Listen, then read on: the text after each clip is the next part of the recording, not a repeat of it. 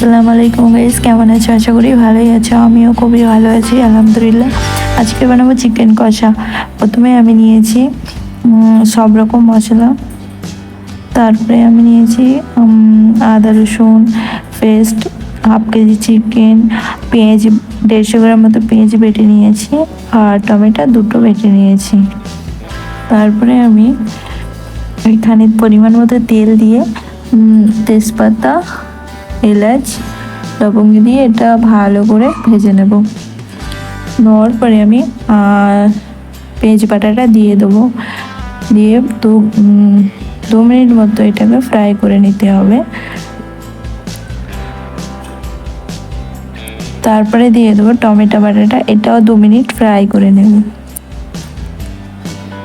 এই বাটা রান্নাটা আমার একটা মহারাষ্ট্র একটা ফ্রেন্ড ছিল, সে আমাকে শিখিয়েছিল যে এরকম করে রাঁধলে অনেক স্বাদ হয় নাকি। তারপর দিয়ে দিয়েছি আমি আদা রসুন বাটা। এটা 2 মিনিট মতো ফ্রাই করে তারপরে আমি কাশ্মীরি ঝালের গুঁড়ো, হলুদ গুঁড়ো, মরিচ গুঁড়ো, চিকেন মশলা, তারপরে ধনিয়া গুঁড়ো, এলাচের গুঁড়ো সব কিছু দিয়ে আবার এটা ভালো করে ফ্রাই করে একটু পানি দিয়ে কষিয়ে নিতে হবে। হওয়ার পরে দেখতে পাচ্ছ পানিটা মরে গেছে আর তেলও বার হয়ে আসছে। এই পর্যায়ে আমি চিকেনটা ঢেলে দেব, দিয়ে এটা 10 মিনিট মতো ঢাকা দিয়ে রেখে তারপরে ফিরে আসছি।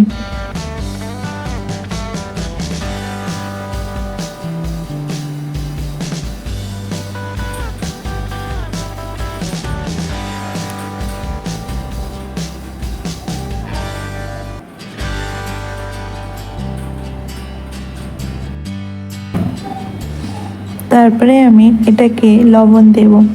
পানি বার হয়ে এসছে, এই পর্যায়ে আমি লবণ দিয়ে দেবো। দিয়ে আবার একটু নেড়ে চেড়ে আবারও ঢাকনা চাপা দিয়ে দেবো 5 মিনিটের জন্য।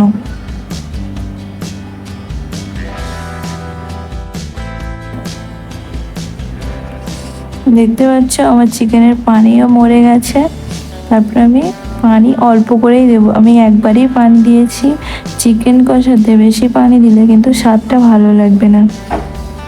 দেখতেই পাচ্ছ আমার 10 মিনিট পরে ঢাকা দেওয়ার পরে এই রকমই হয়ে গেছে আমার। কত সুন্দর কালারটাও এসছে। একবার বাটা মশলা দিয়ে চিকেনটা রান্না করে দেখো, খুবই স্বাদ হয়, খুবই সুস্বাদু লাগে। খুবই সুন্দর হয়েছিল আমার চিকেন রান্নাটা।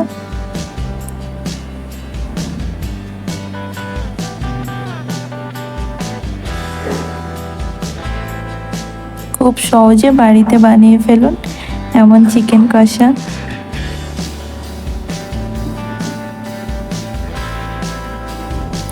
এই পর্যন্ত গাইস ভিডিওটা, পরের ভিডিওটা দেখা হবে। প্লিজ আমার চ্যানেলটি সাবস্ক্রাইব করে দিও।